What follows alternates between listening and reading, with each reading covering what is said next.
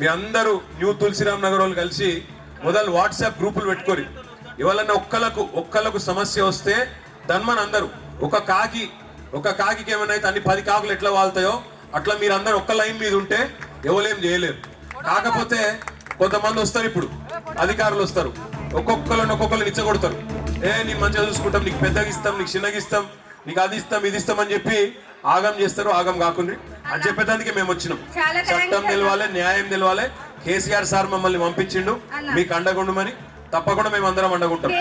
ఆఖరికి ఆ బుల్డోజర్ నడిపే అన్ననో తమ్ముడో ఉంటాడు కదా, వాడిని అడగాలి, నీకు ఇల్లున్నదిరా తమ్మి అని అడగాలి. నీకు లేరా ఇంటికాడ పిల్లలు, నీకు లేరా ఇంటికాడ భార్య పిల్లలు, నీకు లేదా కష్టము, మరి పేదోళ్ళ కష్టం తెలిసినోడవు, నువ్వు చేస్తావా ఇట్లా అని అడగాలి. పోలీసు వాళ్ళు వచ్చినారు, కానిస్టేబుల్ ఇగో మా ఆడబిడ్డలు ఉన్నారు ఇక్కడ, వాళ్ళని అడుగు. వాళ్ళు బీదోళ్ళే, వాళ్ళేమి కోటీశ్వరులు కాదు. వాళ్ళని కూడా అడగాలి, మీరేనా మరి మమ్మల్ని కొట్టేది? ఒక బీదోని ఇంకో బీదోనితో కొట్టించి ఇదేనా రాజ్యం నడిపే పద్ధతి అని అడగాలి. అవసరమైతే వాళ్ళని కూడా మన దిక్కు తిప్పుకోవాలి. అర్థమైందా?